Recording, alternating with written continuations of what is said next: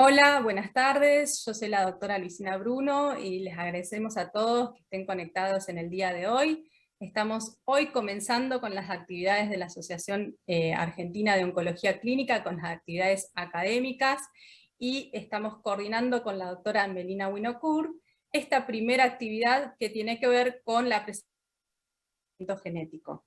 Tenemos hoy en este primer módulo un programa muy interesante con 3 disertantes que son referentes del país y de la región en cada una de sus áreas, y les agradecemos mucho que hayan estado participando hoy en vivo en una fecha en donde es bastante compleja como es febrero para todos.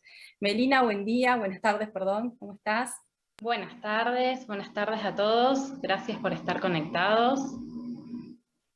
Bueno, Bueno, para hacer honor al tiempo, porque tenemos una agenda también apretada, vamos a comenzar con la primera charla, que está a cargo de la doctora Victoria Cólica, y la va a presentar Melina. bien, bueno, es un gusto y un honor para mí presentarla. La doctora Victoria Cólica es médica, especialista en genética médica, recertificada por el Consejo de Certificación de Profesionales Médicos de la Academia Nacional de Medicina, magíster en Biología Molecular e Ingeniería Genética, y asesora genética del Servicio de Oncología del Hospital Durán del Gobierno de la Ciudad de Buenos Aires. Victoria, todo tuyo. Muchísimas gracias a Melina y a Luisina por invitarme a participar de estas jornadas. Y Gracias a bueno, vos. el tema que me toca es presentarles cuáles son los fundamentos del asesoramiento genético y cuáles son las características o los puntos más relevantes que tenemos que tener en cuenta cuando hacemos este tipo de actividad. Hoy hablamos de asesoramiento genético como parte de la medicina de precisión. Los que nos dedicamos a esto estamos trabajando en medicina predictiva, preventiva y de precisión. Y vamos a ir viendo un poquito a qué se refiere este concepto. El asesoramiento genético se define como un proceso, ¿sí?, en el que se valora clínicamente y con pruebas especiales, con pruebas que pueden ser desde las pruebas bioquímicas a las pruebas moleculares, cuál es el riesgo de una familia de presentar o de que se repita una enfermedad que tiene algún componente genético y hereditario. En el caso del cáncer, sabemos que el 5% de las familias con cáncer tienen un gen en particular que puede estar confiriendo este riesgo de desarrollar la enfermedad y que se hereda en esos grupos familiares de manera particular.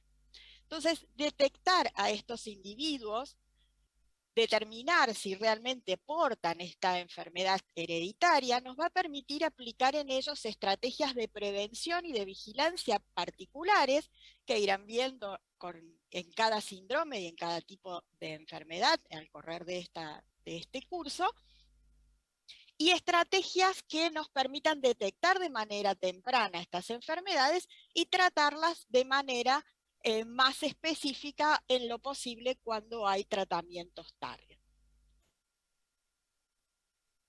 En el cáncer de mama, que es el tema que se trata hoy, ustedes saben que todos los conocimientos desde la biología de este tumor han ido permitiendo la mejora o la mayor precisión, tanto en el diagnóstico como en la clasificación de esta patología, lo cual hoy son factores pronósticos y predictivos importantes, más allá de establecer qué tipo de tratamiento realmente necesita ese paciente y mejorar la calidad de vida de estos pacientes. Entonces, claramente esto es un ejemplo de lo que hoy llamamos medicina de precisión, o sea, una medicina que está sustentada en la estratificación de los pacientes en subgrupos según la presencia de determinadas características, que en muchos casos pueden ser estas características ómicas o genómicas u otros biomarcadores, y que nos va a permitir determinar cuál es la mejor o el grupo en el que está incorporado nuestro paciente. Estos biomarcadores, sobre todo los genómicos, pueden encontrarse tanto en la línea germinal, o sea, ser hereditarios, o en las líneas somáticas. Y hoy tenemos tecnología que nos permite identificar a estos genes y conocer realmente toda la genética o gran parte de la genética del cáncer con la posibilidad de hacer esos testeos en la práctica diaria. Paralelamente al desarrollo que estábamos planteando de lo que es el diagnóstico de la enfermedad y el tratamiento de la enfermedad, también hay grupos de investigadores que desde la década del 70 del siglo pasado estuvieron analizando que en estos pacientes, fundamentalmente con cáncer de mama y en casos de cáncer de ovario también, existe un mayor riesgo de que esta enfermedad se produzca cuando hay antecedentes en la familia, sobre todo antecedentes de primer grado de otros, digamos, otros familiares de primer grado que han tenido la misma enfermedad. Mary Claire King y su grupo empiezan a estudiar a estos grupos de pacientes con el objetivo de determinar cuál es, si la hay, la causa molecular que está siendo heredada en estos grupos familiares y haciendo que se exprese con mayor frecuencia el cáncer de mama. Recién en la década del 90 se pudieron determinar y secuenciar claramente estos dos genes, el BRCA1 en el cromosoma 17 y el BRCA2 en el cromosoma 13, y hoy para nosotros es una práctica habitual poder determinar estos genes y poder saber cuáles son las familias que tienen mayor riesgo de cáncer ocasionado por una alteración en la funcionalidad de estos genes. Hoy tenemos más de 50 síndromes de cáncer hereditario definidos y más de 300 genes con probabilidad de ser heredados que estén involucrados en la genética del cáncer. El punto está en que no todos estos síndromes son clínicamente reconocidos y en muchos casos estos pacientes no son analizados. Por lo cual es importante avanzar en el conocimiento de esto y en la difusión de este tipo de patologías y del manejo de este tipo de patologías, por lo cual este curso, este tipo de jornadas son imprescindibles.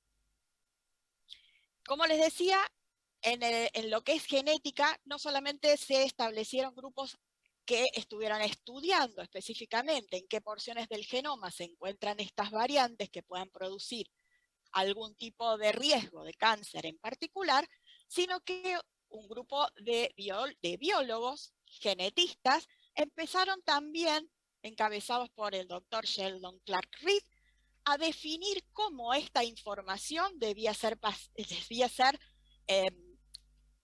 comentada, explicada a los pacientes y utilizada para el asesoramiento. Y esos plantearon tres grandes conceptos importantes que hoy siguen siendo los fundamentos principales del asesoramiento genético. La persona que se dedique a hacer asesoramiento genético debe tener un conocimiento amplio de la genética humana, debe conocer y respetar las sensibilidades, actitudes y reacciones de los pacientes y tener capacidad de enseñar y de informar sobre toda esta problemática para ayudar a la toma de decisiones de manera informada. Por eso hoy definimos al asesoramiento genético oncológico como el proceso de ayuda a las personas a comprender y a adaptarse a las implicancias médicas, psicológicas y familiares de la contribución de la genética a la ocurrencia de esta enfermedad. Y en esto incluimos en nuestra práctica la interpretación de los antecedentes médicos y familiares para evaluar el riesgo de ocurrencia o de recurrencia de la enfermedad, la información sobre herencia, sobre las pruebas genéticas disponibles, sobre el manejo médico, sobre las posibilidades de prevención, sobre los recursos para la vigilancia, la prevención y el tratamiento, y sobre las medidas o las técnicas que se encuentran en investigación. El asesoramiento también incluye el apoyo psicoemocional para que estas decisiones, como decíamos, sean lo más informadas posibles y nos permitan una mayor y mejor adaptación a esta enfermedad. En esto, la parte más importante de este proceso implica la obtención de la información genética, la obtención de la información para establecer si realmente estamos frente a un grupo que tenga criterios de enfermedad hereditaria. Y en eso, hacer nuestro árbol genealógico, hacer nuestra familigrama o historia familiar dibujada y expresada concretamente es quizás la parte más importante de nuestro trabajo. Siempre que trabajamos en asesoramiento genético decimos que trabajamos en distintas etapas o fases que pueden necesitar más de una reunión o consulta. En general hay 2 o a veces 3 y en algún caso mayor seguimiento con los pacientes, en el cual siempre establecemos una agenda de trabajo, qué es lo que vamos a hacer, cómo lo vamos a ir haciendo, qué cosas podemos encontrarle respuestas en una primera etapa y a qué cosas necesitamos tener tiempo para analizar. Tenemos que saber cuáles son las preocupaciones emocionales del paciente, qué es lo que él busca encontrar qué respuestas pretende encontrar en la consulta, y hacer el detalle de toda la historia familiar. En esta historia familiar vamos a preguntar sobre todos los casos de cáncer, cuándo ocurrieron, a qué edades, qué tipo de enfermedad tuvieron, qué tipo de tratamiento hicieron, qué antecedentes de otras patologías hay en la familia, si hubo alguna enfermedad genética en la familia, si alguno de los familiares ha sido analizado con alguna prueba genética, si tenemos esos resultados, para poder ir analizando concretamente cuál es el riesgo de este grupo familiar y poder entonces ir estableciendo si necesitamos o no hacer pruebas moleculares y cuáles son las medidas de vigilancia y prevención específicas para esta familia. En esto que les decía de esta primera etapa en la que revisamos los motivos de consulta, las expectativas, las motivaciones y armamos la historia familiar, vamos a encontrar distintos motivos de consulta para el asesoramiento. Seguramente hay muchísimos, pero los podemos de alguna manera subclasificar o englobar en 4 motivos importantes o principales. Uno es la paciente con cáncer, que en muchos casos, gracias a Dios, viene derivada por sus médicos tratantes, aunque en algunos casos no, viene por decisión propia o porque ha escuchado o ha leído de esta posibilidad, que en general busca entender por qué le ha ocurrido esta enfermedad, por qué esta enfermedad se encuentra en varias personas de su familia y cuál es el riesgo de que esto pueda seguir ocurriendo en otros familiares. Otro motivo de consulta importante o frecuente es las pacientes sanas que tienen antecedentes familiares y que puntualmente esas están buscando cuáles son las medidas de prevención y reducción de riesgo que realmente deben empezar a realizar. Un motivo de consulta que ha empezado a ser más frecuente son las pacientes que han sido estudiadas por la utilidad farmacogenética de los estudios moleculares y que se ha detectado una variante patogénica en un gen que puede estar en la línea germinal, que puede haber sido hereditario. En muchos casos, estos test que se han realizado necesitan ser ampliados, necesitan ser confirmados, y en otros casos ya el diagnóstico está y simplemente lo que tenemos que hacer es explicar concretamente cuáles son las implicancias de ese resultado. Y otro punto que tenemos que tener en cuenta es que hoy la disponibilidad de los test es muchísimo mayor, por lo cual también tenemos pacientes que acceden a hacerse estudios directos al consumidor y que vienen a la consulta de asesoramiento luego a tratar de entender o interpretar estos resultados. Volviendo entonces a los primeros casos, a los pacientes que realmente tienen enfermedad y que consultan, seguramente las claves para que sean de alguna manera derivados a la consulta de asesoramiento o que nos van a servir a nosotros para empezar a pensar si estamos realmente frente a un caso de sospecha de cáncer hereditario, van a ser la edad de aparición de la enfermedad, siempre que aparezca de manera más temprana de lo que estadísticamente o por frecuencia ocurre habitualmente, cuando aparecen más de 2 familiares afectados en la misma rama familiar, cuando aparecen tumores particulares como los cánceres de mama triple negativos, cuando aparece enfermedad bilateral, cuando aparece cáncer de mama en los varones, cuando aparecen algún otro antecedente porque otro familiar ha sido estudiado por otra enfermedad hereditaria, o porque realmente vemos que en esta familia hay muchos casos y encontramos una herencia sugerente de herencia mendeliana. También tenemos que tener en cuenta que hay algunos grupos étnicos que son considerados de alto riesgo, como en el caso del cáncer de mama, la población judío-askenazi, por lo cual la aparición de algún paciente con además este antecedente debe ser un criterio para que empecemos a analizar esta familia. Y en este análisis es importante que tengamos en cuenta varios conceptos desde la genética molecular. Uno de ellos, y quizás uno de los más importantes, es la arquitectura de los genes, o sea, dónde están y cómo son los genes que están asociados al cáncer hereditario.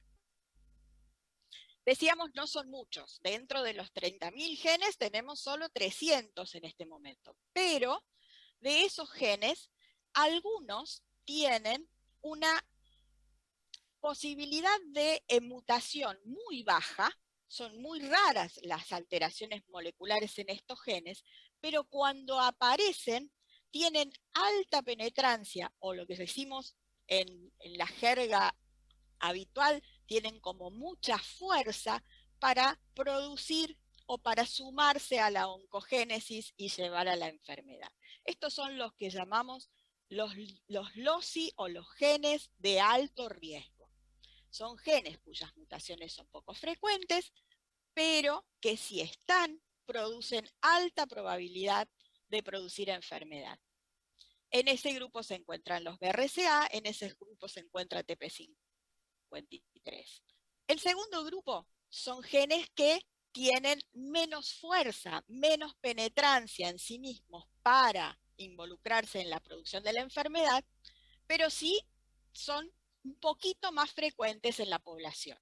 Entonces, a este grupo de genes, en donde encontramos, por ejemplo, a PALB2, a ATM, a CHEK2, son genes que consideramos genes de penetrancia intermedia. Son genes que sí vamos a encontrar mutaciones de una manera un poco más frecuente en la población general, pero que por sí solos no siempre van a producir enfermedad. Pueden estar asociados a síndromes de herencia, pero no siempre vamos a encontrar expresión de esta enfermedad. Son de penetrancia intermedia. Y por último, vamos a encontrar un grupo de genes en los cuales la producción de cambios en estos genes es muy frecuente en la población general, pero esos cambios no se asocian específicamente a alteraciones de las proteínas que están involucradas. Son lo que llamamos polimorfismos genéticos. Y estos polimorfismos genéticos son los que hoy están intensamente estudiados en estos estudios de riesgo poligénico, que también deberemos analizar si esos estudios de riesgo poligénico, qué tipo de genes están o qué polimorfismos están incluidos en esos genes, en esos estudios, y si esos polimorfismos han sido validados en todas las poblaciones, ya que pueden ser características propias de una población en particular. Estos estudios predictivos de riesgo poligénico deben además estar analizados en el contexto de las características propias o los factores de riesgo propios de cada paciente, o sea, con la edad, la etnia, su constitución, sus características hormonales, etc. A estas pacientes con cáncer, uno de los puntos más importantes a responder es cuáles son sus riesgos, cuál es su riesgo de tener otro tumor, cuál es el riesgo de tener, en este caso, por ejemplo, un cáncer de mama contralateral, o cuál es el riesgo de tener otros tumores. Por eso es importante definir si estamos frente a un síndrome en particular, de lo cual realmente vamos a saber concretamente qué otros tumores pueden estar presentes en este caso. Eso nos va a permitir también poder definir si los tratamientos que estamos haciendo, por ejemplo, una cirugía, va a ser una cirugía terapéutica o puede ser una cirugía profiláctica, como puede ser una salpingo o oophorectomía bilateral, saber en qué momentos la podremos solicitar o la podremos sugerir, qué alternativas tenemos respecto a la preservación de la fertilidad, de las opciones reproductivas, y sobre todo si este riesgo de cáncer se puede repetir, si hay otros familiares que puedan estar en riesgo. Y acá tenemos otro componente u otro factor genético que tener en cuenta. ¿Qué estamos viendo en esta historia familiar? ¿Realmente estamos viendo una herencia mendeliana? ¿Realmente estamos viendo que se transmite de generaciones en generación? ¿Podemos definir si estamos frente a un síndrome de herencia dominante? La mayoría de las patologías, de los síndromes de cáncer hereditario, tienen herencia autosómica dominante. Entonces, lo que vamos a ver en el árbol familiar es la presencia de enfermedad en varias generaciones sucesivas. A veces no vamos a ver estrictamente que la enfermedad se heredó de la madre a la hija o del padre al hijo, pero sí vamos a ver a personas de la generación de esos padres afectada. Podemos encontrar personas en la generación de los abuelos, en la generación de los hermanos, incluso en la de los hijos. Vamos a ver enfermedad de generaciones sucesivas. Dada la penetrancia, esto que hablábamos de la fuerza de la patología, del gen que está involucrado en esta patología, podremos ver más afectados, la afectación en padres e hijos, la afectación en todas las generaciones o en muchos más familiares. En el caso de la herencia recesiva, vamos a encontrar afectados en alguna generación en particular. No vamos a encontrar la afectación en generaciones sucesivas, al menos de la enfermedad completa. Y acá hay un punto importante. En estos grupos de enfermedades de herencia recesiva relacionados al cáncer, tenemos enfermedades como la ataxia telangiectasia o las anemias asociadas a PALB o la anemia de Fanconi, en las cuales podemos ver algún familiar afectado de esta expresión de la enfermedad, en la cual para que realmente ocurra necesitamos que haya dos progenitores que porten el gen mutado. Lo que nosotros en este caso, por el análisis del riesgo de cáncer en particular, tenemos que detectar a aquellos portadores de esos genes, aún que no tengamos la expresión de la enfermedad completa. ¿Por qué? Porque los portadores de estos genes son portadores de genes supresores de tumores que pueden estar mutados. Y esto puede realmente ser el factor que está generando la predisposición al cáncer. La teoría del doble impacto de Coulson dice que si nosotros tenemos un gen del tipo de los supresores de tumores que ha sido heredado con una copia mutada, una copia heredada con una mutación en particular, podemos ser susceptibles a mayor riesgo. ¿Por qué? Porque si la otra copia se muta, ese gen supresor de tumores va a dejar de funcionar. Los genes supresores de tumores son los que están involucrados en la mayoría de los síndromes de cáncer hereditario, excepto el oncogen RET, que es el único oncogen que está en estas enfermedades. Entonces, la herencia de un gen supresor de tumores que haya sido, que esté mutado y que le hayamos heredado de alguna de las dos ramas familiares, nos va a predisponer al cáncer. La mutación del otro alelo nos va a producir la oncogénesis y la producción del tumor. Esa mutación del segundo alelo va a ocurrir siempre en una célula somática, por lo cual este mecanismo, esta ocurrencia, también nos va a permitir entender qué tipo de estudios moleculares tenemos que solicitar. Si queremos realmente detectar estas mutaciones germinales, mutaciones heredadas, estas mutaciones se van a encontrar en todas nuestras células.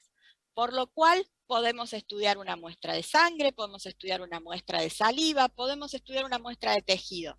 En cualquiera de ellas vamos a encontrar esta variante específicamente que está generando la susceptibilidad. Si queremos analizar una muestra un gen con una mutación somática, debemos estudiar las células tumorales. En esto no vamos a encontrar otros factores, excepto que hagamos un estudio en particular que nos permita también detectar las mutaciones germinales. Pero fundamentalmente los test de tumores están enfocados en analizar las mutaciones somáticas, mutaciones no heredadas que están entonces en la célula tumoral. Un punto importante que tenemos que tener en cuenta es que hoy los estudios moleculares que nos permiten detectar estas mutaciones han avanzado muchísimo, la tecnología para analizarlos vertiginosamente ha cambiado, no solo en la capacidad de testeo, sino en los costos. Hoy nos permiten analizar todos los genes que estén implicados en un fenotipo posible, nos permiten hacer este análisis a partir de una única muestra y con un costo menor a lo que era al menos unos años atrás.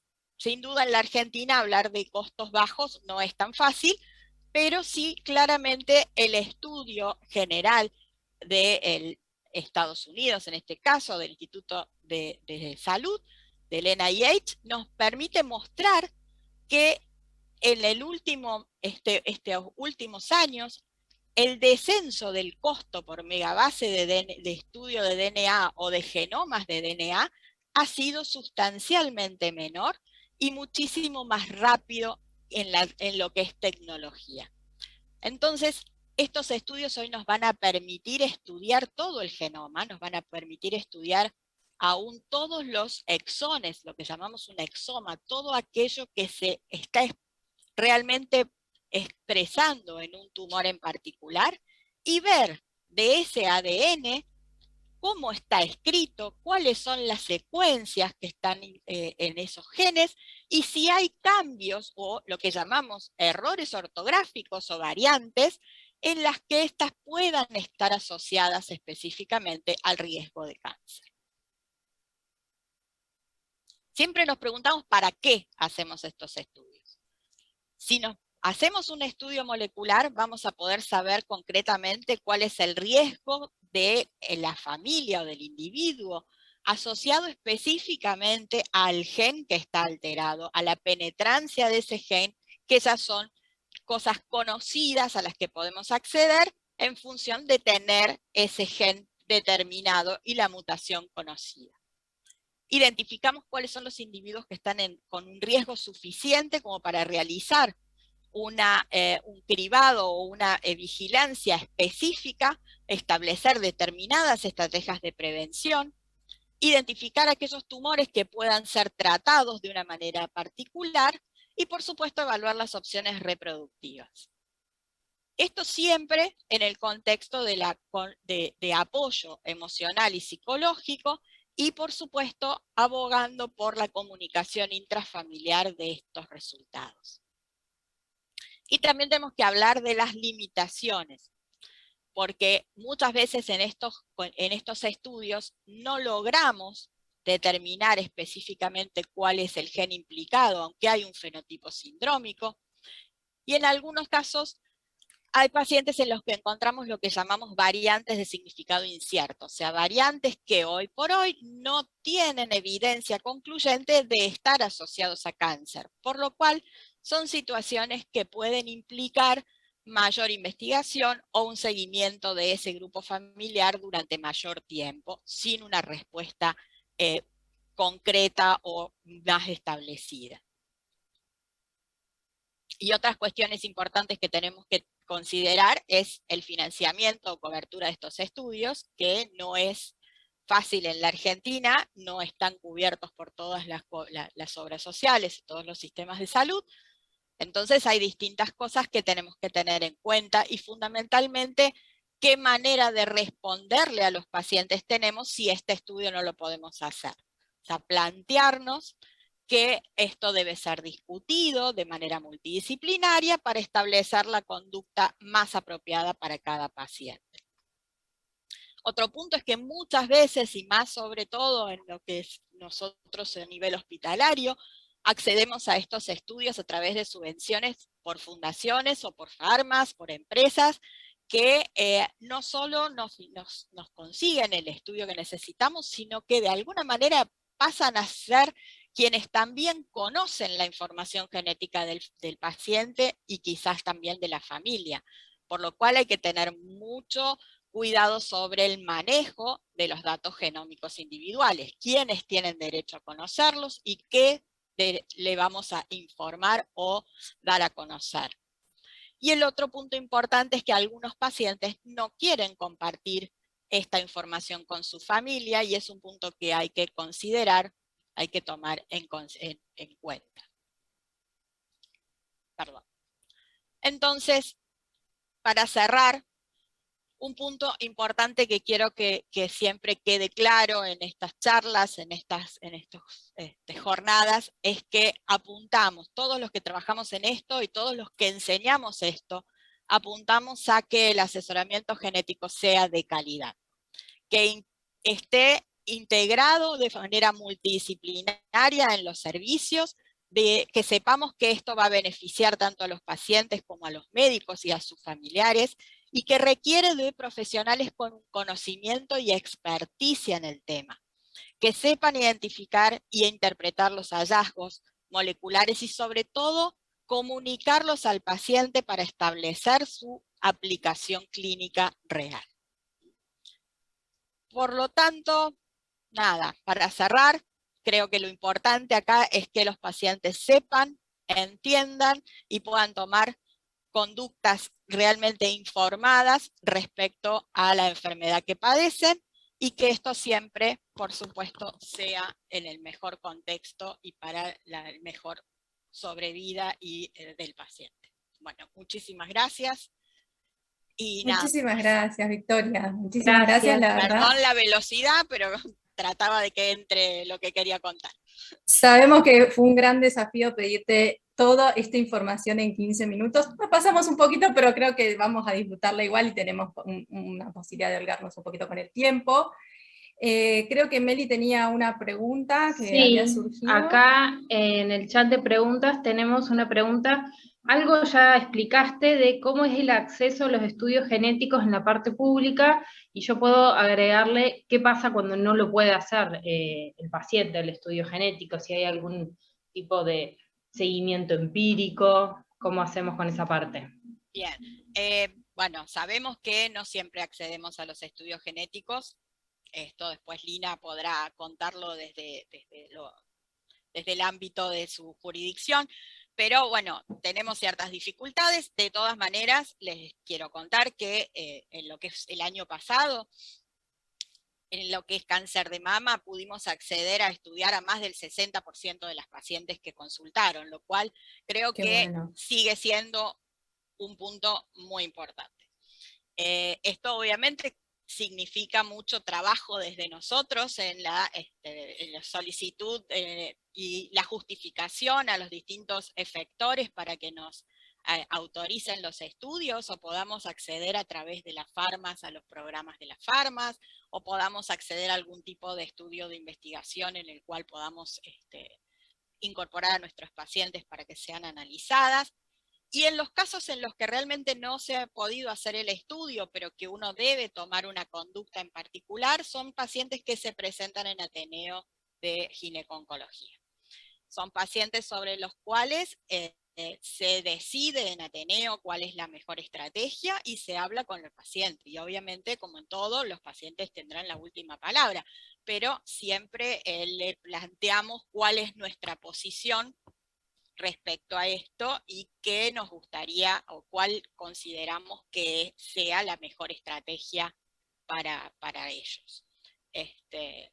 No sé si te alcanza la respuesta, pero es un poco lo que hacemos. No podemos hacer magia, no podemos decir, bueno, vamos a hacerle los estudios a todos, porque eso en la realidad es que no lo hacemos. Pero sí que buscamos cómo darle respuesta a todos, y que, como te decía, por ahí no podemos hacerle a todo el mundo un panel genético de 75 genes, pero sí podemos hacerle el gen que realmente nos va a dar respuesta concreta para lo que necesitamos en esta paciente. puede ser los genes BRCA, pueden ser los genes de Lynch, puede ser una inmunohistoquímica que nos saque al menos de la duda si estamos frente a una enfermedad hereditaria relacionada al Lynch. O sea, buscamos la mejor estrategia para lograr una información que sea válida y que realmente nos pueda ayudar en las decisiones de la paciente. Buenísimo. Perfecto. Gracias, Victoria. Te Muchísimas cuento que hay gracias. 80 conectados, así que un éxito para febrero.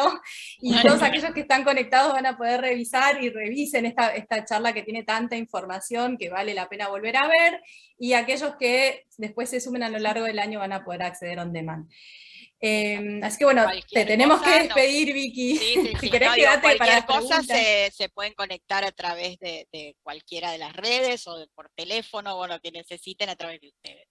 ¿Sí? Muchas gracias. Muchísimas gracias por escucharme. Hermosa y la hasta charla. prontito. Gracias.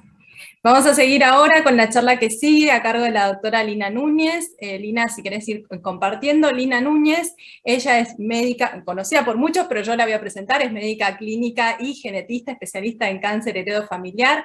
Es la coordinadora del programa, del programa nacional de cáncer familiar y la red de cáncer familiar que nuclea a los médicos especialistas en asesoría genética y genética oncológica. Y además, por supuesto, no contenta con eso, además es médica de staff en el Hospital Alemán ICEMI, así que habla de toda su actividad y su energía. Así que adelante, Lina, te escuchamos. Gracias, Lu, ¿cómo estás? Bueno, un placer para mí compartir. Y Meli, hace un montón que no te veía, me alegro. ¿Me escuchan bien? ¿Se ve la pantalla? Sí, perfecto. Perfectamente. Bueno, intentaré rápidamente tratar de bajar al terreno puntual del cáncer de mama todos los conceptos que Victoria nos fue relatando más amplios en cuanto al asesoramiento. Y hay algunos puntos que son como la marca de cómo el asesoramiento genético en cáncer de mama ovario en estos años ha ido cambiando, que son fundamentales y que no podemos olvidar. Hacer evaluación de riesgo en cáncer hoy es un estándar de cuidado. Cualquier institución que atienda pacientes oncológicos o control sano de paciente con antecedentes familiares de cáncer debería poder evaluar el riesgo de cáncer de sus pacientes. La detección de un cáncer hereditario hoy en día nos permite dos cosas principales. Una es prevenir y otra es tratar a esos pacientes, en muchos casos, con drogas que son target para determinados genes o mutaciones, es decir, que los estudios moleculares en cáncer hereditario hoy se han convertido en biomarcadores terapéuticos y deberían estar incorporados como tales a la práctica habitual.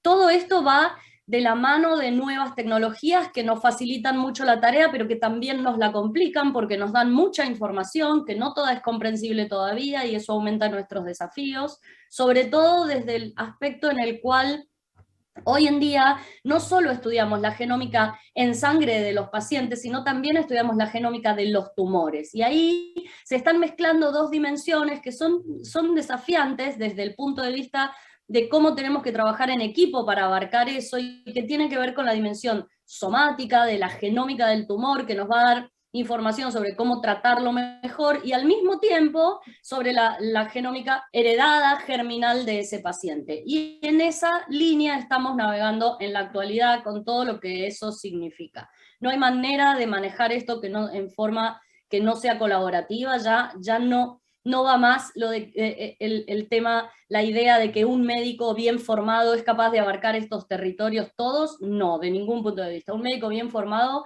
si comprende claramente cuál es el límite de su formación y de su capacidad, debería poder rodearse de colegas expertos en las otras áreas y formar equipos que puedan manejar a nuestros pacientes.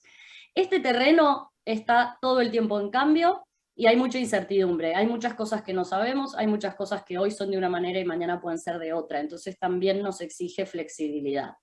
Si yo pudiera tomar para bajar al terreno todo lo que explicó Victoria sobre cómo es la composición de la susceptibilidad genética del cáncer en función al cáncer de mama, si yo pudiera tomar todas las familias que tienen 2 o más casos de cáncer de mama, es decir, que lo que yo veo no se explica por simple casualidad, sino que pareciera haber algo predisponiendo a la aparición de cáncer de mama en esa familia, y les pudiera hacer todos los estudios genéticos y genómicos conocidos buscando el porqué de esa susceptibilidad, la mitad no arrojarían ningún resultado conocido, explicable de por qué tienen mayor incidencia de cáncer esa familia. Eso significa que todavía tenemos mucho por comprender, pero desde el punto de vista de la práctica significa que muchas consultas que vamos a ver, que muchas familias con cáncer de mama o de ovario o de distintos tumores que vamos a ver, no van a tener un resultado genético que nos sirva para manejarlas.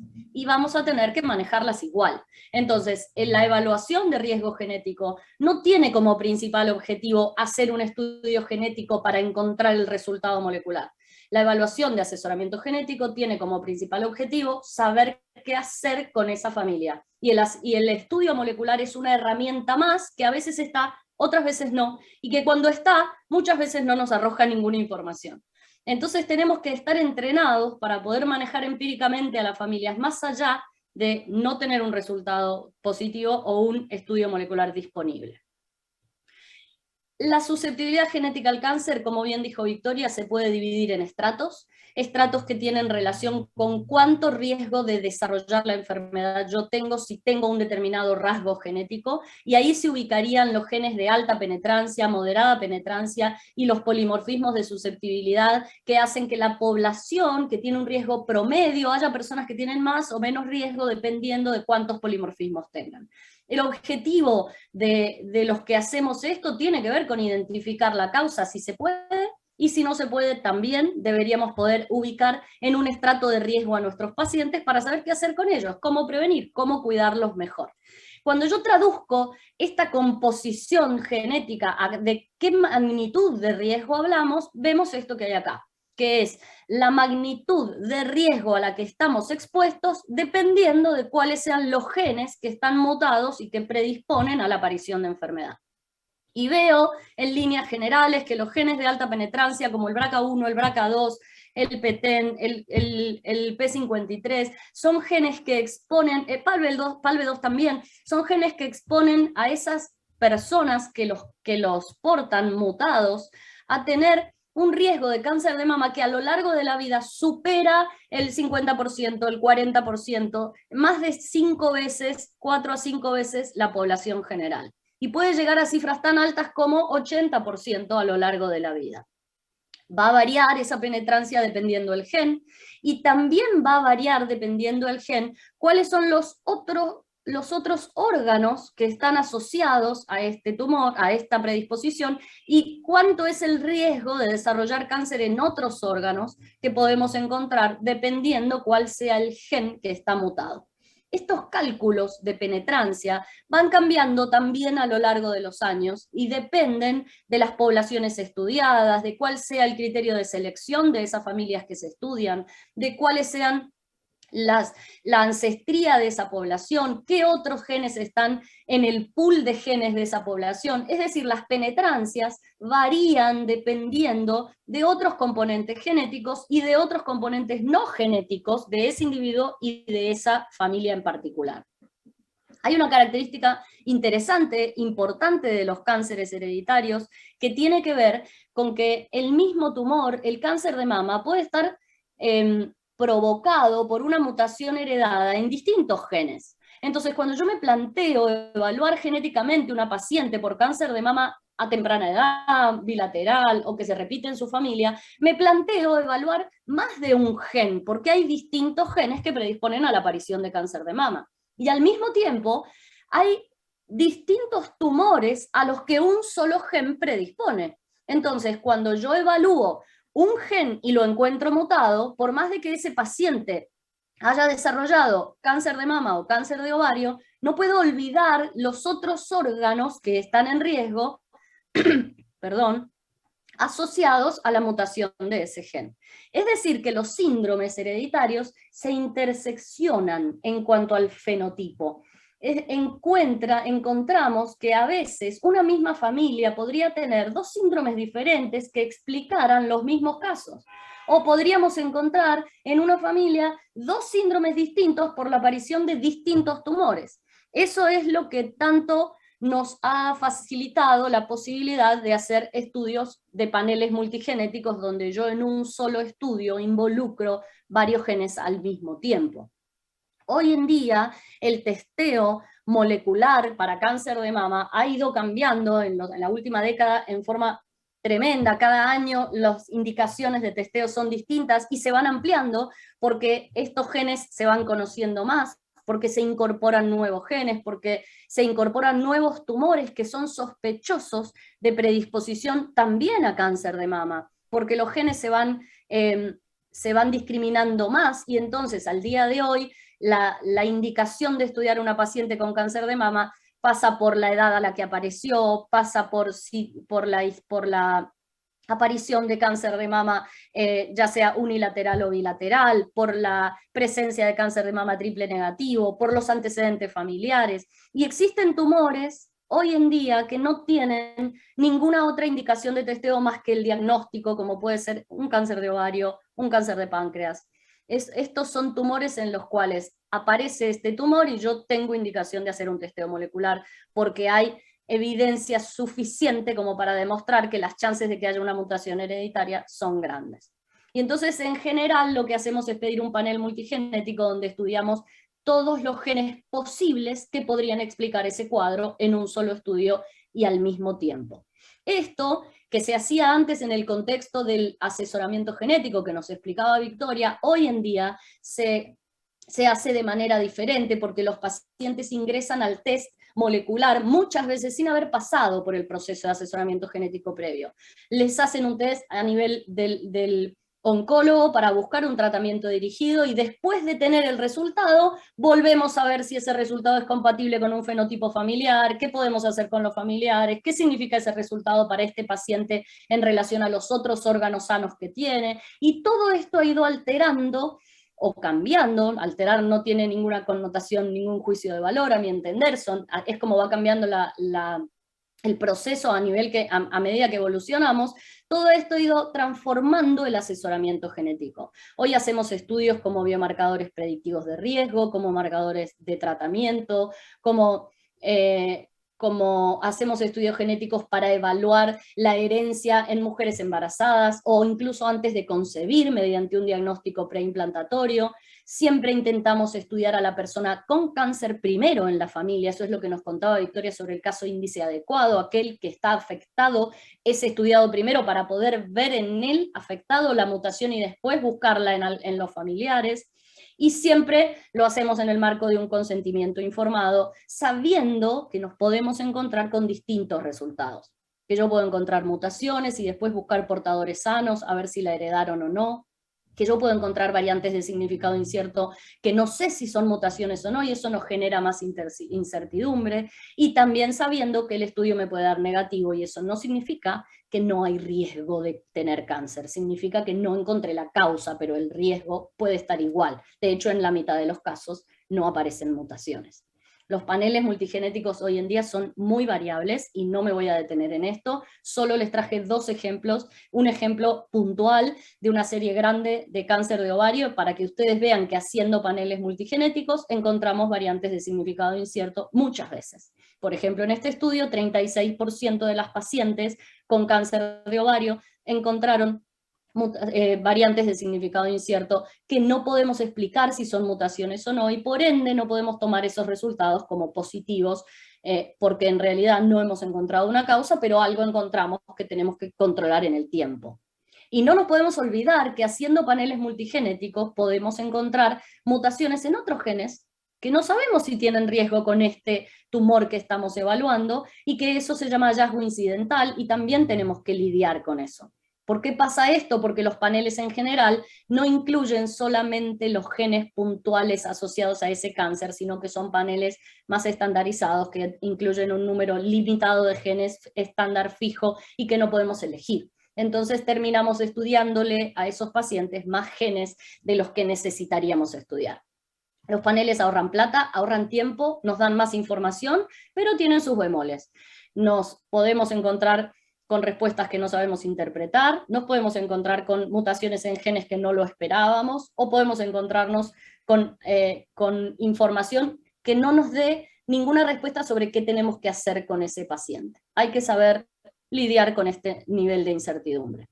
Otro aspecto fundamental que pasa mucho en cáncer de mama también, tiene que ver con el hecho de estudiar los tumores, como hablábamos, a nivel somático, a nivel del tumor, perfil genómico, para encontrar un tratamiento puntual, como en el caso de este paciente que tenía cáncer de próstata y melanoma, y estaba en periodo refractario, ya había hecho, digamos, resistente a todas las terapéuticas previamente aplicadas, le hicieron un perfil genómico y encontraron una mutación en BRCA2 que explicaba su predisposición al cáncer de próstata y al melanoma, que les daba información sobre su tratamiento, pero que también les daba información sobre riesgos que podía tener su hermana, que podían tener sus 2 hijas mujeres, que provenían de alguna rama familiar que no había sido evaluada, y este paciente enfrenta una información que excede ampliamente la respuesta que estaba buscando en un momento no adecuado y sin ninguna explicación previa suficiente.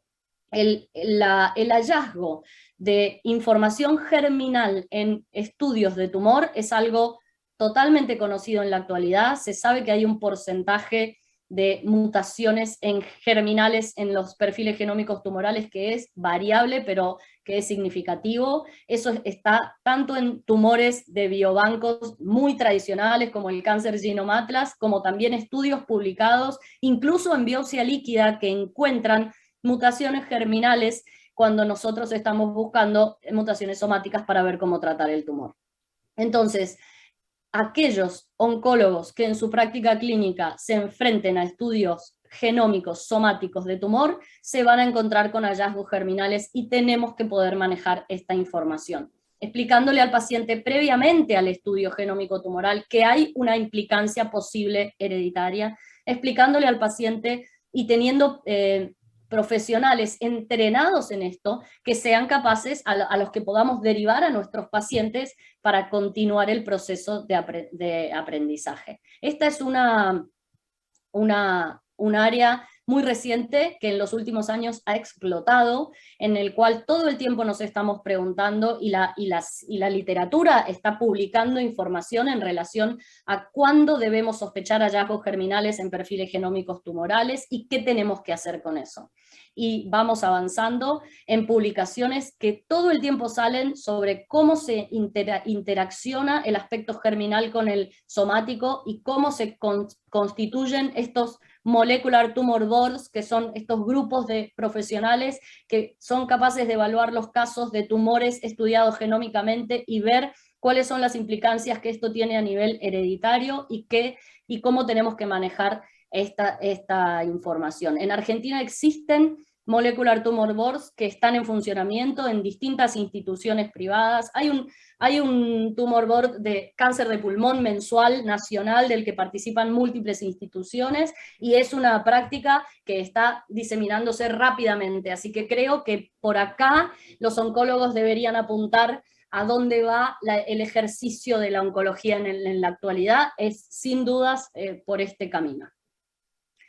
Bien, el impacto de la detección de los genes BRCA en cuanto a sobrevida, mortalidad y cómo las estrategias de prevención que se aplican han impactado sobre la evolución de estas familias es muy conocido, no me voy a detener. Sabemos hoy en día que sacar los ovarios y las trompas a mujeres portadoras, sanas, portadoras de mutaciones en los genes BRCA, cambia en forma rotunda el impacto y la sobrevida de estas familias. Y también sabemos que los tumores asociados a los genes BRCA tienen distinto pronóstico que los tumores no asociados a mutaciones en los genes BRCA, y también sabemos hoy que existen con los genes BRCA opciones múltiples de tratamiento dependiendo cuáles sean los tumores involucrados. No me voy a meter en esto, pero es algo que se ha abierto en los últimos años y a lo que la oncología se enfrenta a diario. Por lo tanto, estudiar un tumor y un paciente para ver si tiene una mutación en los genes BRCA1 o BRCA2 es algo importantísimo, rutinario, que deberíamos tener hoy incorporado como una prestación habitual. Y si lo vamos a hacer, no podemos hacerlo en forma limitada con la mirada oncológica de tratamiento. Estamos estudiando genes que tienen una implicancia enorme familiar y para otros órganos en el mismo individuo que deberíamos poder abarcar o tener profesionales en el equipo que sean capaces de hacerlo. Bien, he terminado. Las conclusiones tienen que ver tienen que ver con lo que vengo hablando, con esto de la información importante que obtenemos, con el Big Data, con los desafíos de la tecnología, con el trabajo en equipo, y con todo esto que al día de hoy está cambiando todo el tiempo. Así totalmente, sí, y muchas gracias también por esta visión tan renovada, ¿no? de la asesoría genética, que vos has vivido la evolución de todo esto y contribuís a ello. Justamente esta preceptoría tenía un poco la idea de tu mirada, y esta es una pregunta que surgía también del público, y es, entonces, ¿cuál es el rol del oncólogo hoy en la asesoría genética? ¿Hasta dónde podemos ir y hasta dónde no? Y bueno, creo que se vienen cosas vinculadas a esto, pero globalmente lo has mencionado, pero si podías hacer algún resumen de cuál pensás vos que es el rol más importante hoy de la oncología en la asesoría genética. Yo creo que al oncólogo se le ha agregado una responsabilidad más en la práctica oncológica, que sobre todo en nuestro país es así, y que en otros países no, porque por ejemplo a nivel de Estados Unidos, de Norteamérica, los oncólogos desde el principio fueron unos de los que iban tirando de la ola del asesoramiento genético. Acá en otros países no ha sido así, sino que el asesoramiento genético ha sido más del expertise de los genetistas, de los que están, o de otros profesionales que están formados en asesoramiento genético. Yo creo que ahora al oncólogo se le agregó una responsabilidad, y es que es inevitable pedir estudios moleculares que van a tener implicancias germinales, es inevitable, aunque no los pidan, encontrárselos, porque en los resultados se los van a encontrar igual, y no es necesario que un oncólogo sepa hacer asesoramiento genético con todas las implicancias, porque es una especialidad diferente, y porque no me parece posible que un profesional abarque todas las especialidades, pero sí es necesario que el oncólogo sepa cuáles son las implicancias básicas de los estudios que está pidiendo, que pueda transmitirle al paciente que hay algún marco de implicancias hereditarias que tiene lo que está por hacer, y que por supuesto el oncólogo sepa en qué casos debe derivar a ese paciente a que alguien haga un estudio un poco más profundo de esa familia o de ese paciente, y que tenga quien lo ayude a interpretar los resultados. Me parece que si un oncólogo recibe un resultado que no es capaz de comprender, hace la interpretación básica de si le puede dar al paciente un tratamiento o no, y deja de lado toda la implicancia que ese resultado tiene, eso también es por omisión una mala praxis de ese oncólogo. Creo que hoy en día no queda otra que formar equipos y poder trabajar entre todos, porque es inevitable que nos pase. Totalmente, totalmente. Bueno, buenísimo, Lina. No podemos hacer más preguntas por honor al tiempo, bien, pero nos quedaríamos hablando un montón. Y bueno, los invitamos a que si hay alguna pregunta la puedan seguir poniendo en el box de preguntas y respuestas, y te agradecemos. Y vamos a seguir con Valeria, que también nos está esperando, y gracias por la paciencia, Valeria, que nos hemos atrasado un poquito. Valeria Cáceres, entonces sigue con el rol de los inhibidores de PARP. Valeria es jefa del Departamento de Oncología Clínica del Hospital Rofo, especialista por supuesto en oncología clínica y de la especialidad. Así que bueno, te agradecemos que estés hoy también tratando de explicarnos en muy poco tiempo este gran tema de los inhibidores de PARP. Adelante. Gracias, Lu, gracias, Meli. Bueno, la verdad que un honor y un privilegio estar con ustedes y haberlas escuchado a Victoria y a Lina, y bueno, ahora me toca a mí la responsabilidad, como dijo Lina, del oncólogo. ¿Qué hacemos con la información? Primero voy a hablar de cáncer de mama y después voy a hablar de cáncer de ovario, y puntualmente el rol de los inhibidores del PARP. Lo que tenemos que tener en cuenta es que nosotros siempre pensamos que el cáncer, o por lo menos era un concepto que teníamos, que el cáncer de mama, que estaba asociado a las mutaciones de BRCA, podía ser solamente triple negativo, pero no. Acuérdense que una de cada 17 pacientes puede ser luminal, y una de cada 6 va a ser triple negativo, que en el pool de la cantidad de pacientes luminales que tenemos, finalmente resultan siendo más frecuentes, y en general las luminales se asocian a mutaciones de BRCA2 y las triple negativas a mutaciones de BRCA1, generalizando, por supuesto. Por otro lado, cuando hablamos de las características histológicas, tengan en cuenta que en general, como dijimos antes que las pacientes que tienen BRCA1 tienen menor expresión de receptores hormonales que la media, alrededor del 20%, y las BRCA2 alrededor del 77%. Un pequeño porcentaje pueden ser HER2 positivas, pero la verdad que la menor cantidad de pacientes HER2 positivas tienen mutaciones de BRCA. En general son pacientes que tienen tumores agresivos desde el punto de vista de lo que es histológico, se asocian a grado histológico 3 y también en algunos casos tienen distintas diferenciaciones que hablan de mal pronóstico, sobre todo en las pacientes triple negativas, que es de las que voy a hablar ahora, y que en general cuando uno piensa en el tratamiento, hoy por hoy tenemos distintas opciones. Por supuesto la quimioterapia citotóxica, que fue lo primero que utilizamos para las pacientes triple negativas. Segundo, tenemos la posibilidad de usar justamente estos agentes que dañan la reparación del ADN, puntualmente los inhibidores del PARP, que lo que hacen es evitar la reparación de la cadena simple, y por otro lado también lo que tiene que ver con la inmunoterapia. Hay otros agentes que podemos utilizar que están en vías de desarrollo, con los inhibidores de la PI3K, KT-mTOR, que sobre todo teníamos algunos datos con ipatasertib, pero lamentablemente fueron, digamos, levantado el desarrollo clínico. Entonces, además tenemos lo que tiene que ver con los inhibidores del epidermal growth factor, que en realidad el cetuximab tuvo también resultados desalentadores en combinación con cisplatino. Entonces, hablando puntualmente de lo que disponemos hoy, la idea es ver en el cáncer de mama triple negativo cómo podemos secuenciar el tratamiento y sobre todo hablar de los inhibidores del PARP. Básicamente nosotros tenemos que pensar que una paciente que tiene mutación de BRCA, la idea es que si esta paciente hizo quimioterapia previa sí o no, y si esta paciente expresa PDL1 sí o no. ¿Por qué esto es importante? Porque en realidad nosotros si tenemos una paciente que es PDL1, vamos a, que es un 7% de la probabilidad de que sea PDL1 positiva y BRCA mutada, vamos a tratar de usar un inhibidor del checkpoint con quimioterapia y dejar los inhibidores de PARP para una segunda línea. Entonces, cuando hablamos del desarrollo de los inhibidores del PARP, la verdad tienen muchos años, y fíjense que empezó en la década del 60, y cuando empezamos con los estudios que tienen que ver con la fase 1, empezaron alrededor del año 2010, y las primeras aprobaciones vinieron en cáncer de ovario. Acá les voy a mostrar en forma resumida los dos estudios más importantes de cáncer de mama a nivel metastásico, con las dos drogas que disponemos en la Argentina, que son olaparib y talazoparib. En realidad estos estudios son bastante semejantes en el sentido de que eran pacientes pretratadas. Habitualmente lo que se necesitaba era que hubieran tenido un intervalo libre de platino al menos de 6 meses, y lo que se logró fue en estas pacientes que en un 50% fueron triple negativas y en un 50% fueron luminales, un aumento de la sobrevida libre de progresión.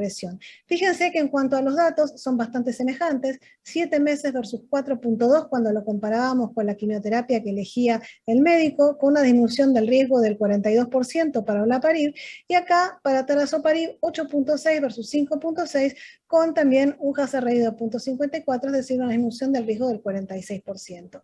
En cuanto a la sobrevida, no hubo diferencias estadísticamente significativas comparada con la quimioterapia. Sin embargo, lo que uno puede resaltar es que hubo una mejora en la sobrevida libre de progresión y sobre todo a nivel de la calidad de vida.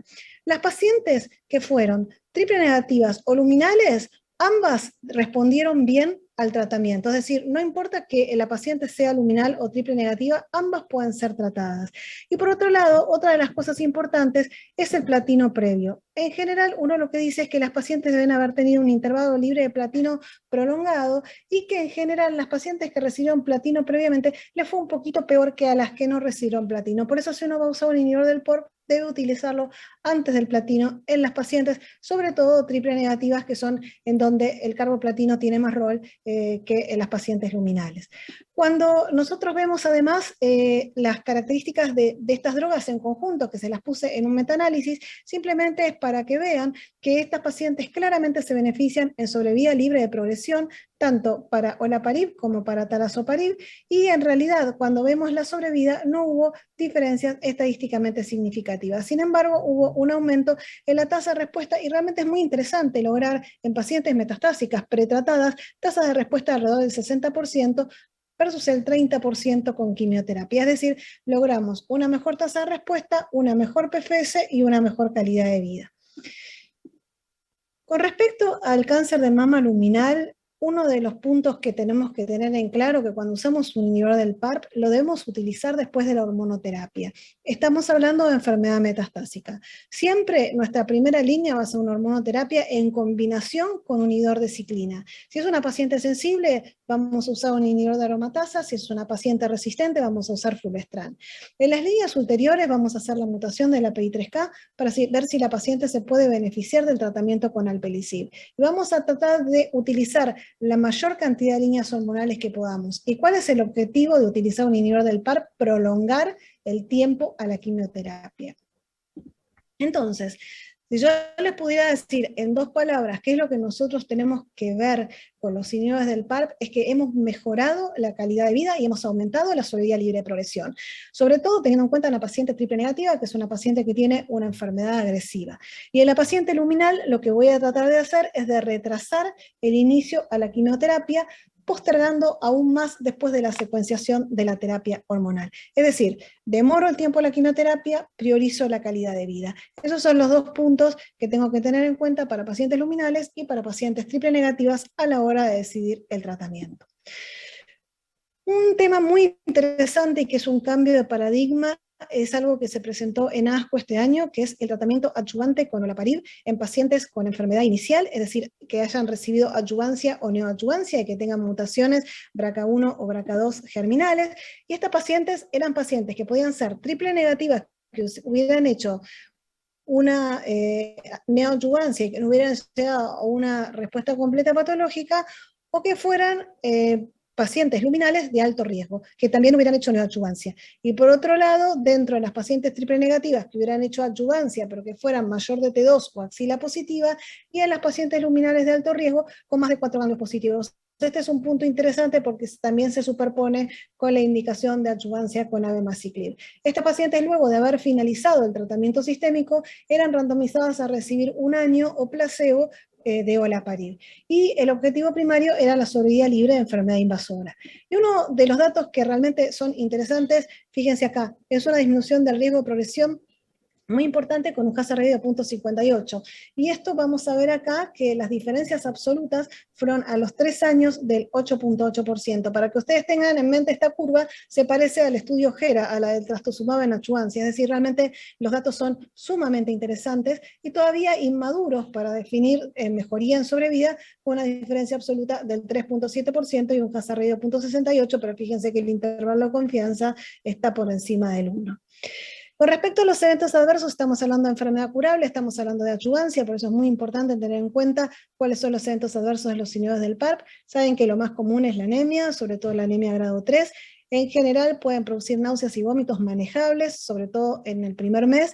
Y otra de las cosas que sí es muy importante es el tema de las mielodisplasias y las leucemias agudas, que la verdad que en este caso no fue superior al placebo, 0.2 versus 0.3%. Fíjense en la calidad de vida, no hubo deterioro en la calidad de vida en las pacientes tratadas tanto en adyuvancia como en neoadyuvancia con olaparib. Y entonces, como les decía, hoy es un nuevo estándar de cuidado, esto ha sido aprobado por FDA, figura en las guías de ASCO que toda paciente con mutación de BRCA que haya hecho neoadyuvancia y haya quedado con respuesta, que no haya quedado con respuesta completa patológica, o que haya hecho adyuvancia y que sea de alto riesgo, debería recibir olaparib durante 1 año. Lamentablemente, en la Argentina aún todavía no está aprobado. Ahora les voy a hablar un poquito de cáncer de ovario. En realidad saben que todas las drogas se van probando en estadios avanzados y después van pasando a estadios más iniciales, que es lo que pasó con lo que les conté recién de cáncer de mama.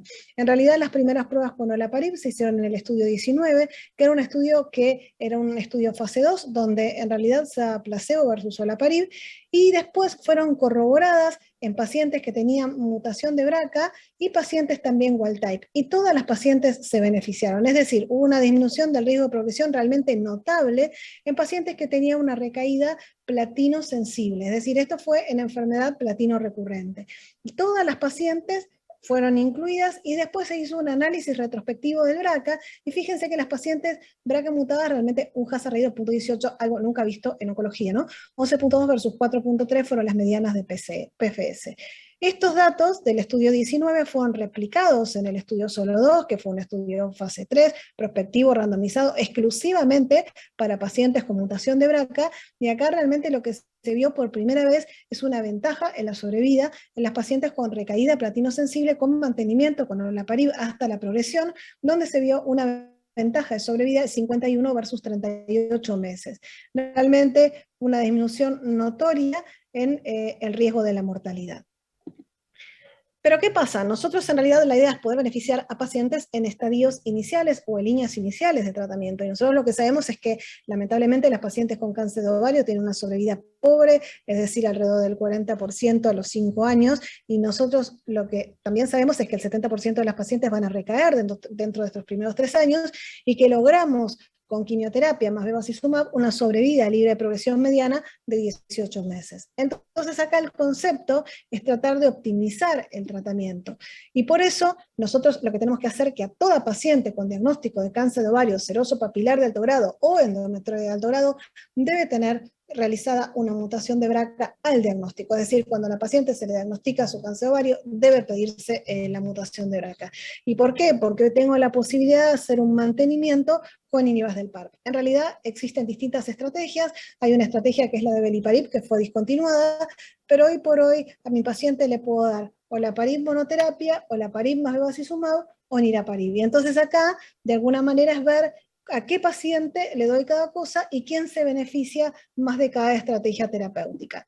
Entonces, para repasar rápidamente los estudios, le cuento que el primer estudio es el SOLO 1. El SOLO 1 era pacientes que randomizadas con estadio 3 o estadio 4, seroso papilar de alto grado o endometroide, que hubieran recibido una cirugía de citorreducción primaria o cirugía al intervalo, pero que hubieran tenido respuesta a los platinos, eran randomizadas a recibir olaparib versus placebo.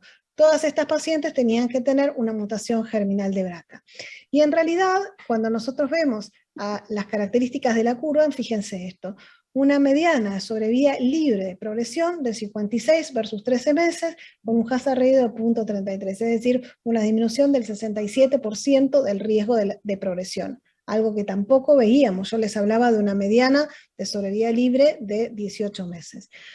Por otro lado, cuando vemos las características de la población, hoy por hoy se empiezan a definir los grupos de riesgo en cáncer de ovario y sabemos que las pacientes que son estadio 4 de inicio o estadio 3 con enfermedad residual o que son estadio 3 y que requieren cirugía del intervalo son pacientes de alto riesgo. Y las pacientes de alto riesgo o las de bajo riesgo, que son los estadio 3 con cirugía de inicio que hayan quedado R0, ambos subgrupos se benefician. Esto es importante, es decir, toda paciente con estadio 3 con mutación de BRCA tiene indicación de recibir olaparib, de acuerdo a este estudio, con hazard ratio que varían directamente, o no varían, mejor dicho, son semejantes, 0.35 y 0.38. Obviamente los mejores números los voy a obtener en la población de bajo riesgo, donde la mediana PFS aún no fue reportada, 40 meses para la población de alto riesgo, y para el grupo placebo, 11 y 21 meses respectivamente.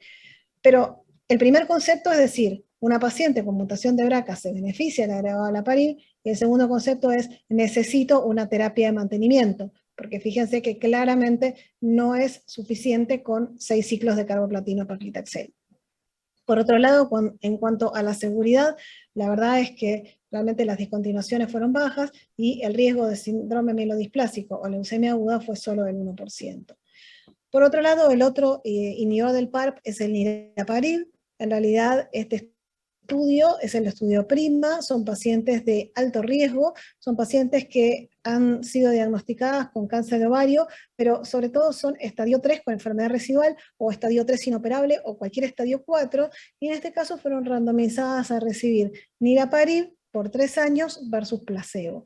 Y la sobrevida libre de progresión fue, fue el endpoint primario.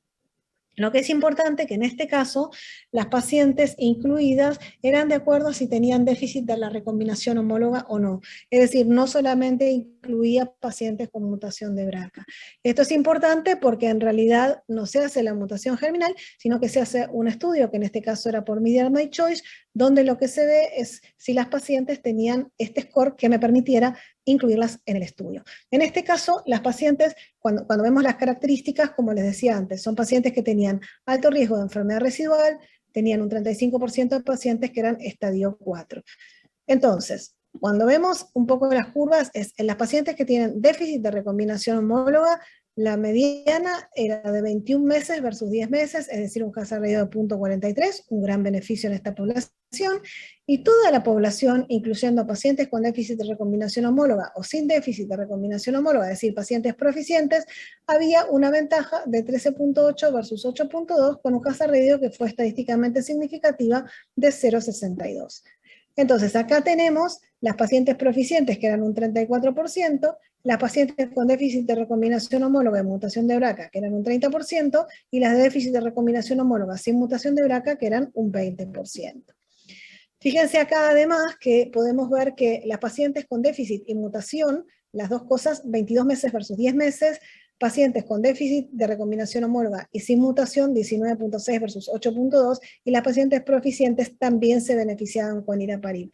Lo que podemos sacar de este estudio es que en realidad no solo necesitamos hacer la mutación de BRCA, sino que ojalá este año, así nos prometieron, podamos hacer el déficit de recombinación homóloga, porque hasta un 50% de nuestras pacientes con cáncer de ovario pueden tener un déficit de recombinación homóloga y o BRCA. Es decir, me estoy perdiendo hoy por hoy un porcentaje de pacientes que se podrían beneficiar con este tipo de medicación.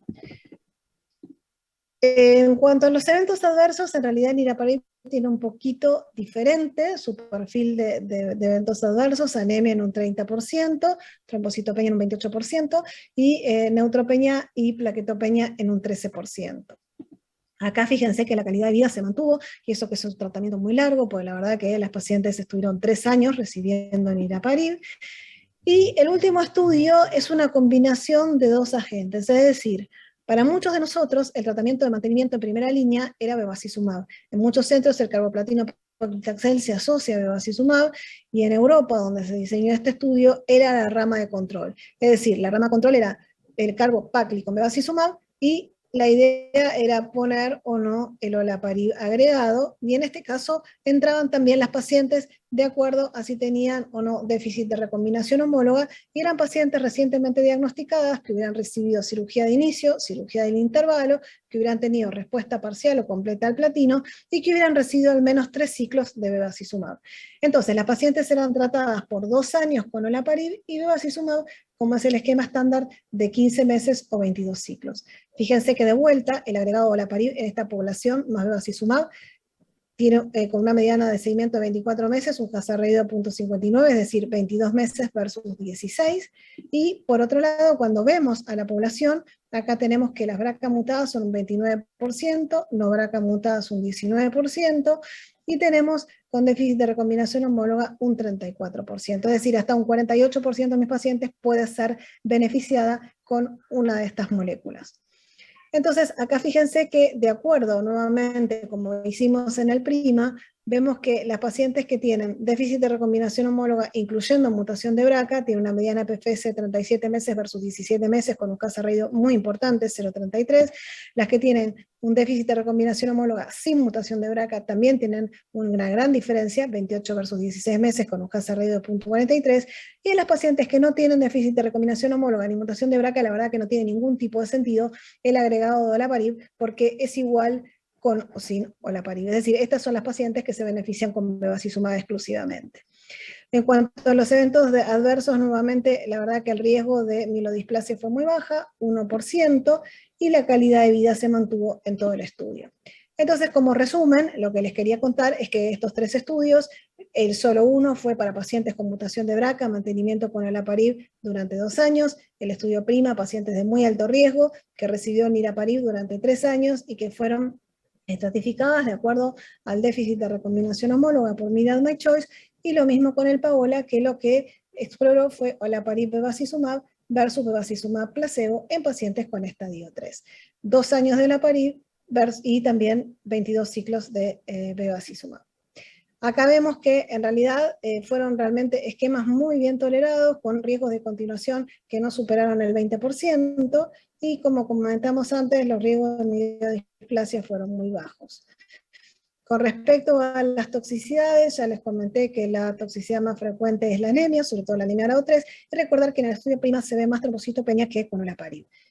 Entonces, la idea es un poco cómo utilizamos en realidad la práctica después de que les conté todos estos datos. Yo tengo que tener en cuenta primero el estadio de mi paciente, si mi paciente hizo neoadjuvancia o hizo cirugía de entrada. Segundo, si pude hacer el BRCA, si pude hacer el déficit de recombinación homóloga y qué estatus tiene.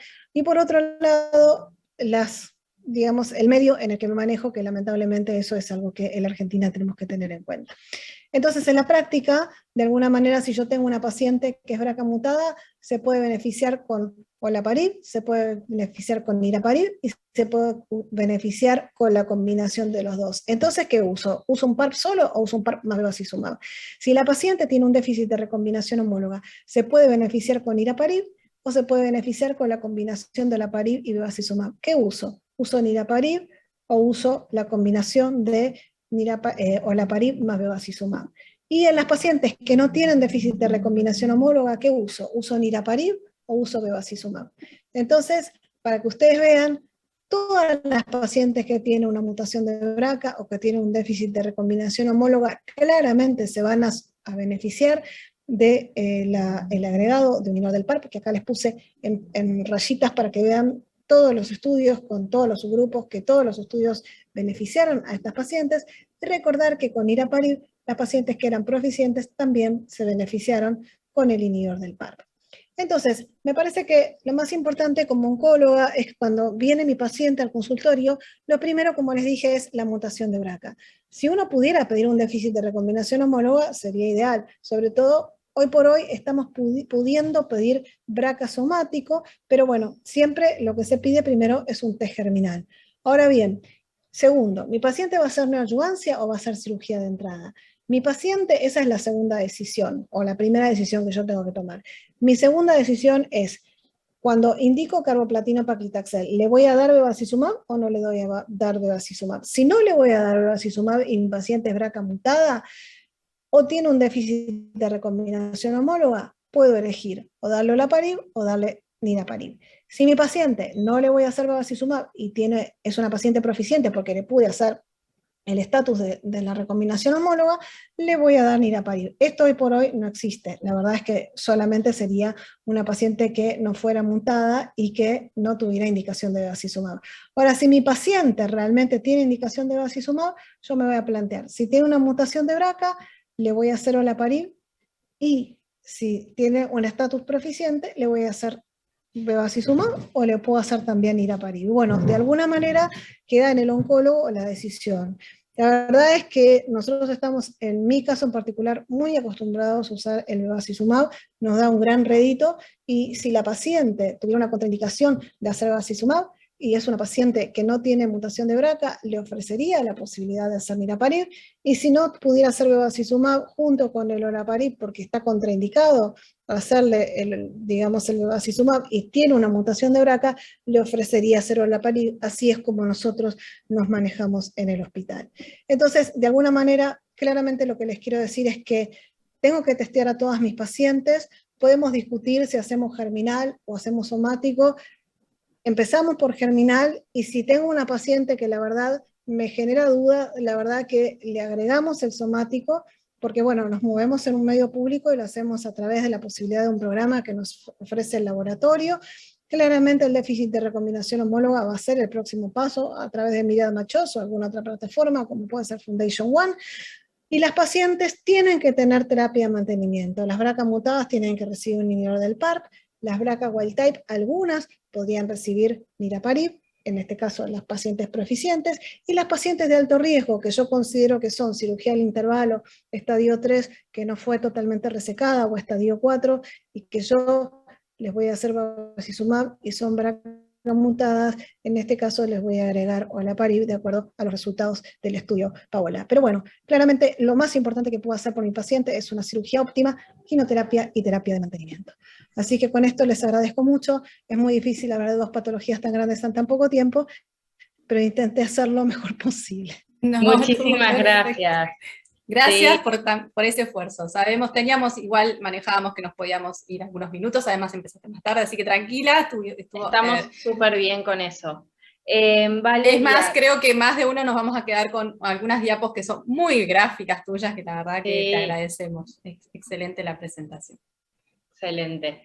Te queríamos hacer una pregunta dentro de las que tenemos en el chat. ¿Cómo es el acceso en la parte pública a los IPARP y si tienen trials abiertos? ¿Cómo se maneja eso desde la parte del ROFO, por ejemplo? Hoy por hoy no tenemos ningún trial abierto, lamentablemente. El acceso a través del ministerio es muy complicado, con mucha demora, y en las obras sociales en general sale con dificultad, o sea, hablando de obras sociales de las grandes, ¿no? Pero bueno, sí, ahí es más fácil. El ministerio está muy complicado, Bueno. la verdad. Pero lo que, digamos, uno se queda es que uno tiene que hacer una terapia de mantenimiento, y obviamente y claramente en una paciente que tiene una mutación de BRCA tiene que ser con un inhibidor del PARP, debe incluir un inhibidor del PARP, porque no puede discutirse los resultados de sobrevida, uno no los puede discutir. Entonces, pero Totalmente. bueno, Es algo que lamentablemente ya... es la realidad que vivimos en nuestro país, ¿no? Creo que la idea un poco está bien la pregunta, porque sabemos que tenemos que seguir insistiendo en que esto tiene que ser una realidad con menos barrera para todos los ámbitos, ¿no? Y bueno, también parte de estos eventos de educación médica tiene un poco que ver con que todos tiremos para el mismo lado, ¿no? De entender la patología y presionar para esto. Y esto se vive desde todas las partes del país, hablando por lo menos de Córdoba, que es lo que me toca, también completamente no se puede acceder en la parte pública tampoco. Buenísimo. Queda una pregunta más que es más general y no quiero dejar sin responder. Alguien pregunta si la indicación de testeo de BRCA en cáncer de ovario en histología, comenta que en histología epitelial está ampliamente difundida, pero qué evidencia hay en otras histologías. En realidad podemos hablar de histología epitelial seroso papilar, por supuesto, y de alto grado, altísima chance de rédito, sobre todo si es platino sensible, en donde tenemos el mayor rédito de testeo BRCA, que es alrededor de 20-24%. Y en histología de epitelial no seroso papilar, llámese endometroide, por ejemplo, tenemos también pacientes con BRCA, pero es mucho menor, alrededor del 10-15%. Lo que sabemos que es prácticamente cero es células claras, ¿sí? Como dentro de los epiteliales. Y si nos vamos de ovario epitelial a ovario germinal, no tiene rédito el testeo de BRCA, así que eso es una aclaración que queremos hacer. Sí, es verdad que se ven personas más jóvenes y por eso podría pensarse, pero la verdad es que no, los ovarios germinales no tendrían mucho que ver. Bueno, Valeria, muchas gracias por que tocaste al final, pero en broche de oro, y agradecemos a todos los que se quedaron conectados, porque estuvieron alrededor de 80-90 personas, todo alrededor de todas las 3 charlas, así que agradecemos a todos los que en febrero les pusimos las garras para estar acá, con este primer evento de la AOC. Agradecemos a todo el grupo de la AOC que permitió esto, que por supuesto es el presidente Santiago Vela, vicepresidente Emilio Matagel, Diego Caden, que estuvo atrás en bambalinas con nosotros también diseñando esto, y que está conectado, y muchas gracias, y todo el equipo de apoyo de AOC, por supuesto, Pablo, todos. Queríamos recordarles también con Lu que el jueves que viene tenemos el módulo de génito urinario, donde vamos a hablar de cáncer de endometrio hereditario, riñón y próstata hereditario, así que también que no se pierdan el jueves que viene. Son temas que nos están sorprendiendo en el último tiempo, así que creíamos importante esos 3 temas actualizarlos, tanto para los oncólogos como para los genetistas y asesores genéticos que se quieran conectar. Así que muchísimas gracias, si te parece, Meli, ya sí, finalizamos. Estamos cerrando. Gracias a todos. Muchas gracias por la participación, y bueno, nos vemos en el jueves que viene, 6:30, en el próximo módulo. Gracias. Chao, chicas, gracias. Cuídense mucho. Gracias, Valeria. Nos vemos.